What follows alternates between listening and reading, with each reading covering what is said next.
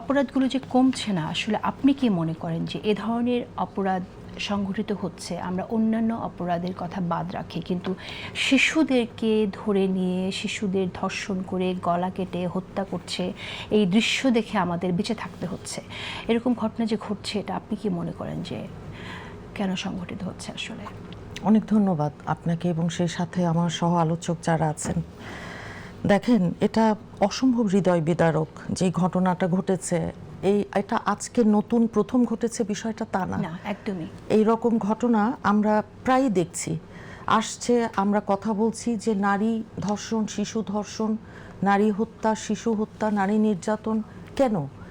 আজকে আমরা যখন বলছি যে বাংলাদেশের জনসংখ্যার অর্ধেক হচ্ছে নারী এবং শিশুরা, আমাদের দেশের আগামী প্রজন্ম যারা, তাদেরকে যেটুকু নিরাপত্তা আমাদের দেবার কথা, যেই অপরাধ আপনি দেখবেন 2001-এর আগে আগে ভীষণভাবে বেড়ে গেছিল অ্যাসিড সন্ত্রাস।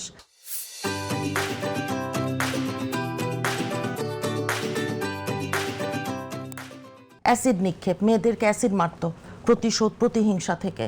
তখন আমাদের দেশনেত্রী ওই আইনটা, যে অ্যাসিড নিয়ন্ত্রণ আইন এবং অ্যাসিড অপরাধ দমন আইন, দুটো আইন করে, আপনার নিশ্চয়ই মনে আছে যে এই অপরাধটাকে কিভাবে কমিয়ে আনা গিয়েছিল, দমন করা হয়েছিল। যে এখন কিন্তু এটা 2002-এর পরে আইনগুলো হওয়ার পরে এখন কিন্তু খুব শুনবেন না, বিচ্ছিন্ন দু একটা ঘটনা ছাড়া ওই রকম নেই। স্টার্ন পানিশমেন্ট, অসম্ভব কঠিন শাস্তির বিধান রাখা আছে নারী শিশু নির্যাতন দমন আইনে। ধর্ষণ পেনাল অফেন্স হিসাবে পেনাল কোড, যেটা অনেক পুরনো, সেখানেও ধর্ষণের শাস্তি আছে মৃত্যুদণ্ড। এখন মৃত্যুদণ্ডের মতন সাজা যেখানে আছে, সেখানে আমাদের সমাজে, আমাদের এই দেশে কি এমন হয়ে গেছে যে আজকে হীরামণি, ছোট্ট একটা মেয়ে, ক্লাস 2-তে পড়ে, সেই মেয়েটাকে কারা আপনার রেপ করে গলা কেটে ফেলেছে, যে শ্বাসনালী কেটে গেছে। ও যখন হেঁটে হেঁটে আসছে, ওকে দেখে স্থানীয় শ্রমিক যারা ছিল সেই জায়গার, তারা হসপিটালে নিয়ে যাওয়ার পর সে মৃত্যুবরণ করেছে। আমি একজন সারা জীবন, এবং সারা রাত সে পানি খেতে পারেনি, কারণ ওর তো শ্বাসনালী কেটে ফেলেছে যেখান থেকে খাবার যাবে। এখন দেখেন, আমি একজন অধিকার কর্মী হিসেবে আপনাকে বলি, জীবনে বহু মামলা করেছি, সুপ্রিম কোর্টে তো আছি, পাবলিক ইন্টারেস্ট লিটিগেশন বলে এটাকে, পিআইএল। 2011-12 এর পরে আর করি না। কেন জানেন?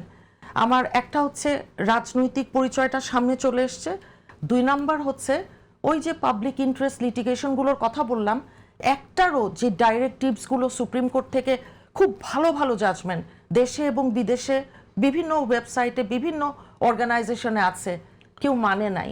ওই যে মানে আপনাকে যে ওগুলোকে বাস্তবায়ন যে করতে হবে, বিভিন্ন মন্ত্রণালয়ের মধ্যে বলুন, সমাজে নারীর বিষয়ে সেন্সিটিভিটি বাড়ানো বলুন, শিশুর বিষয়ে নিরাপত্তার বিধানগুলো কিভাবে আমরা ওদের সেফটি সিকিউরিটি এনশিওর করতে পারি।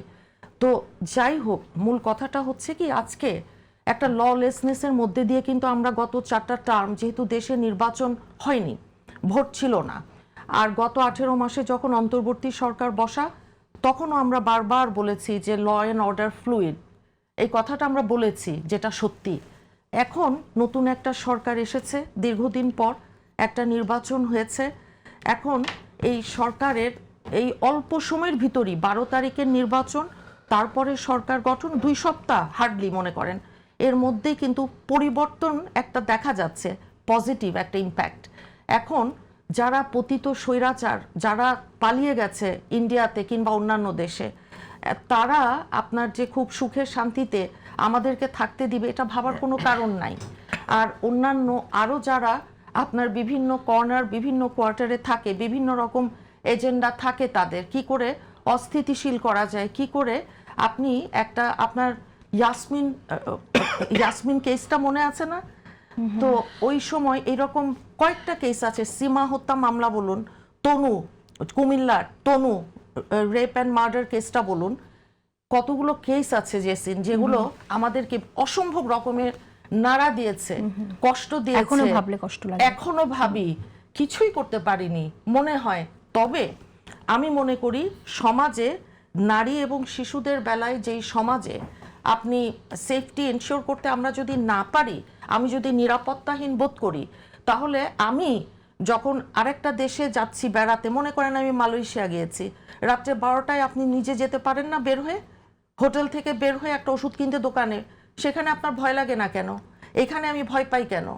এই জিনিসগুলো ভাবতে হবে, এটা ভাবার ব্যাপার। এবং সেই সাথে এই যেগুলো বার্নিং ইস্যু, এটার সাথে তো নিশ্চয়ই আইন শৃঙ্খলা পরিস্থিতি তো অবশ্যই আছে, অবশ্যই, এবং ডেফিনেটলি জড়িত আছে, কিন্তু এই যে মানুষের মধ্যে যে একটা ভয়াবহ এরকম অপরাধ করার মতো প্রবণতা, এটা কোথা থেকে আসলে আমি সেই বিষয়টা একটু বুঝতে চাই। একটা লাইন শুধু বলে আমি আপনাকে এটা শেষ করি। দেখেন, পৃথিবীর আপনি অনেক উন্নত দেশে ছিলেন, জানেন একটা জিনিস আছে, সেটা হচ্ছে কি মেন্টাল হেলথ বলে এটাকে, যে পৃথিবীর দেখবেন সবচাইতে সুখী দেশে সুইসাইডাল রেট খুব হাই, উন্নত দেশ পশ্চিমা বিশ্বের কথা বলছি। আবার আমাদের দেশে মেন্টাল হেলথ এটা যে একটা খুব বড় জিনিস, এটা অ্যাড্রেস খুব কম করাই হয় না ধরতে গেলে। এখন মেন্টাল হেলথ বলুন আর যেটাই বলুন, এই জিনিসগুলোকে সামনে এনে নারী এবং শিশুদের বেলায় শুধু নারী শিশু নির্যাতন দমন আইন করলে হচ্ছে না, কারণ ধর্ষণ আমরা থামাতে পারছি না, শিশু হত্যা আমরা থামাতে পারছি না, যে কোনো কারণেই হোক। তাই যদি হয়, আপনার বিদেশে যে এইরকম যারা শিশুদের নিপীড়ন করে, নির্যাতন করে, প্রত্যেকটা এলাকা ওয়াইজ ওয়েবসাইট আছে না, প্রতিটা এলাকায়। এখন আমি যদি বলি প্রতিটা বিভাগে, যেটা আমার মামলায় বহু আগে করে রেখেছি আমি পাবলিক ইন্টারেস্ট লিটিগেশনে, হ্যাঁ, যে আপনি ডিস্ট্রিক্ট ওয়াইজ ওই রকম ডেটা করেন, কারা কোন পুরুষরা এই ধরনের কাজকর্ম করছে, তাদেরকে আপনি একঘরে করেন, তাদেরকে সামাজিকভাবে আপনারা আমরা বয়কট করি।